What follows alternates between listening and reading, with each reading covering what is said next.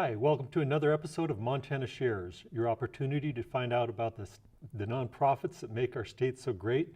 I'm your host, Bill Crane, and today I have Jessica with Trout Unlimited with me. How are you doing, Jessica? Good. Good. So let's start out with the big view of what is Montana Trout Unlimited. Well, Montana Trout Unlimited is a statewide organization that focuses on protecting and conserving Montana's cold water fisheries and watersheds. Lots of folks are familiar with Trout Unlimited. On a larger scale, there's a national organization that has local chapters throughout the country. Montana is special in that it's one of the few states that has its own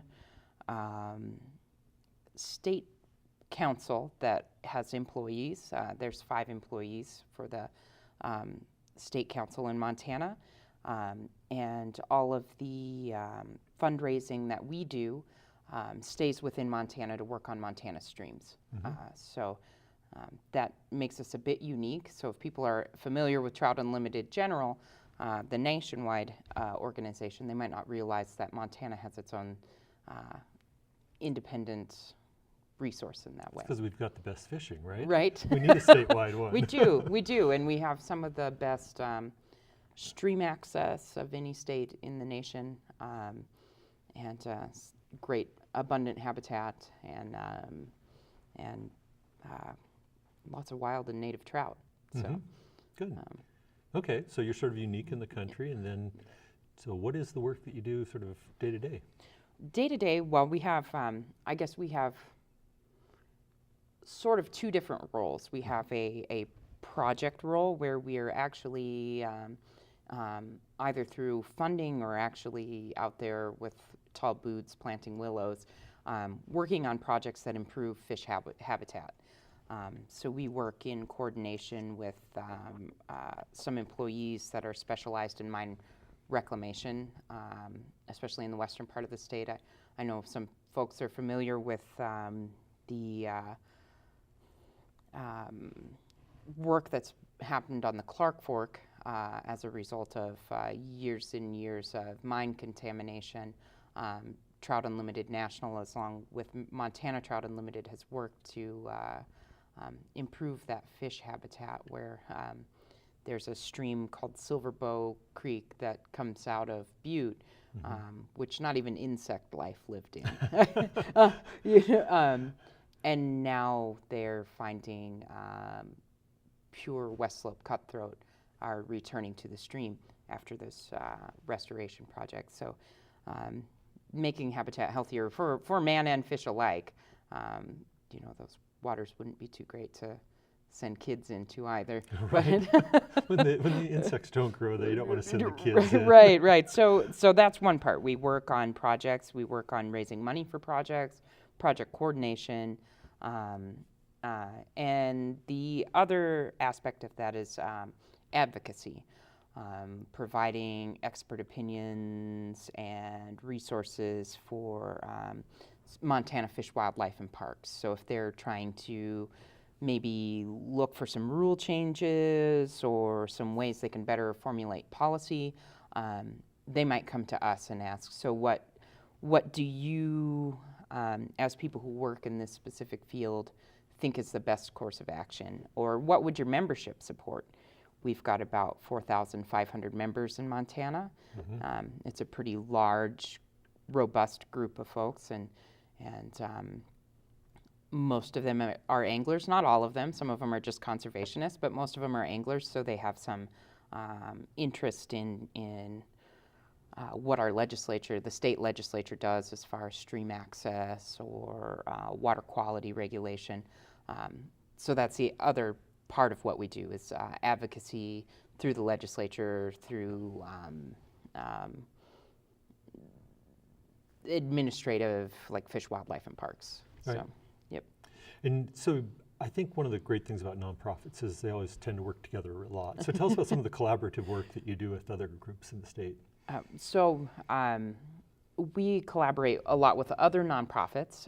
So we've worked with the Clark Fork Coalition. We've worked to some degree with like Five Valley Land Trust, some of these other organizations who maybe don't have a specific, they might have a regional connection, but we work specifically on rivers and streams, so we're able to coordinate our resources. Maybe they're with a place like Five Valleys Land Trust, for example. They focus on purchasing property that and then opening it up to the public for use. We can coordinate with them to make sure those streams are healthy, see what we can do to improve habitat on those pieces that they're going to open up to the public. We also work a lot with agricultural users, which isn't necessarily another nonprofit organization, but collaboration with other water users has long been a strong point of ours. We would prefer to work with people who share the resource to come to an outcome that's beneficial for them, beneficial for us, and most of all beneficial for the stream habitat. So if that means helping a farmer or rancher put fencing in and helping them get funds to put a pump in so that their livestock aren't walking through the river, improving irrigation systems through pivots or lining ditches so that they're taking less water from the stream to put the same amount of water on their field, just water conservation, some efficiency. And we'd like to build those sort of collaborative relationships, just because when there is a time where water is low, and this happens frequently, in the past few years, it happens quite a lot. We've built relationships with landowners. The Big Hole River is a good example where we can see, we have a field person who works out of Ennis, but that's part of his regular routine is to see what's going on the Big Hole River. And if he sees that there's a stretch of river that's a little low and he notices that somebody's maybe watering the road a little bit, or he's built relationships with those folks, he can just go up and ask them, can you turn off your water for a while and let the river recharge? Which is sometimes, it's not a permanent solution, but it's an easy way to, by emphasizing collaboration, we've built relationships that allow us to do that. I think that's one of the great things in Montana. So many of the organizations that you'd almost think would be at odds with each other have found that it's so much better to work together. Right. And so access and conservation, all these things are working a lot better collaboratively than in adversarial positions. Yeah. We worked on the Ruby River that in the southwest part of Montana. There were some fishing access sites that had been previously maintained by Fish, Wildlife, and Parks, but they're on private property. They didn't necessarily have the budget to go forth with that, so we have worked with landowners, the 3 landowners in particular that have those access points, and have raised some funds that allow them to keep that open to the public, keep public on the river. And also when people are accessing a river, there is a certain amount of upkeep that needs to be done. And, it's not necessarily fair to ask the landowner to carry that burden individually. So we've worked with them. I think this is the 3rd year now where we have worked with them to provide them with the funding to keep those spots open. That's great. So excellent. So what do you think is the most pressing issue right now with the work that you're doing? We've got a few hot button issues, I guess. One, first of all, there was mussel larvae detected in Canyon Ferry and in Tiber reservoirs. They haven't found any mussel colonies yet, but there's been some, those initial testing shows that there's been mussels, at least larvae, in those waters. And so right now we've really been, we were advocating at the legislature for funding, funding spread out amongst user groups to try and combat mussels early and rapidly. And the state's done a great job with a rapid response team. But ongoing funding is going to be a challenge. And in states where invasive mussels have taken hold, it's really an incredible burden. If they get into dams on the Columbia, we'll all see our power rates go up. It'll cause problems for agricultural users.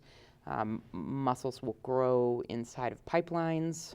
It's a big mess. We would like to see a real strong and vigorous approach to preventing the spread. So we've been encouraging our members who often go from river to river to really, clean their boats, use those boat check stations. If you use a power boat, to make sure you're cleaning out the engine with hot water, just to prevent the spread. Everything has to be dried, everything has to be cleaned. And if you're an angler and you already bought a fishing license, you will still have to pay a $2 fee. So everybody should go back and get their $2 invasive species. I don't know if they're calling it a permit or it's tag or something. Tag, yeah. We wish that cost was spread a little more broadly. It's not just fishermen who stand to be affected by mussels. It's recreational users, it's agricultural users. The folks who run any hydroelectric dams are well aware of the expense of aquatic invasive species, and they're throwing in a bunch of money, so are anglers. But it'd be nice to see that spread amongst maybe a broader group, but it's important that we all do our part to make sure this isn't transmitted across the state. And our next biggest issue that we are working on is protecting the Smith River from a proposed copper mine. The Smith River is a major tributary to the Missouri. It's a great trout breeding ground. It's also just spectacularly beautiful, and we'd like to see it stay that way. So those are our two biggest hot button issues at the time. There's always more, but that's if you get an email from Montana Trout Unlimited, one of those two things will probably be in the headline. And so let's talk about how people can support Montana Trout Unlimited. Obviously, you're a member of Montana Shares, so this fall we'll just put in the plug for workplace giving. That's obvious thing. Right. They can choose you as one of the choices, but what other ways can they support the work that you do? So there's many different ways. So you could join a local chapter. Local chapters, the membership is handled by the national organization, but our local chapters are really our boots on the ground folks. So we're a grassroots organization. We're member driven. Even if you're not a fisherman, I think sometimes people feel like they couldn't join TU if they're not a fisherman. But if you're concerned about Montana's streams and you're concerned about Montana's rivers, join TU. Most of the chapters have great projects that they work on, of planting willows, pulling garbage out of streems. You'll see riverbanks where they'd sunk cars in to keep erosion. I don't know how many vehicles our chapters have pulled out of stream banks, but it's innumerable. I think I still see one when I go down the Missouri still in the stream bed itself. itself. Yeah, and so they do a lot of that sort of work to try and improve river habitat, and that's a great way to get involved. That's not an investment in money, just an investment in time, and it's kind of rewarding. You get to be outside, you get to help. Secondly, you can always, through workplace giving or through our website, we have a donation portal. We also frequently call for our membership or people who are interested in protecting Montana streams when there's a bill proposed at the legislature or a rule proposed that we either support or do not support. We'll send out an alert to our membership explaining to them what the pros and cons of this are and ways that they can advocate for or against that piece of legislation or rule. And I think that's actually a really great way to contribute to what we do, is to help us communicate to your representatives that you want them to protect our access and water quality. So that's a Another way. Okay. So any final thoughts to wrap this up with? oh. Go out, enjoy streams. Yes, go out and enjoy Montana's rivers. It's about, well, it's high runoff right now, but in a couple weeks, rivers will slow down. It'll be a great time to get out there with your family. And if you move from stream to stream, even if you're wading in stream to stream, be sure to clean, inspect, and dry all your gear. Make sure your boats are clean. Use the inspection stations that Fish, Wildlife, and Park has put in place. And if you have any questions, you can always email us or give us a call. So there we go. Sounds like a perfect wrap-up. Thank you for your time coming on today. And thank you guys for tuning in. And we'll see you in a couple of weeks with another episode. Have a great day.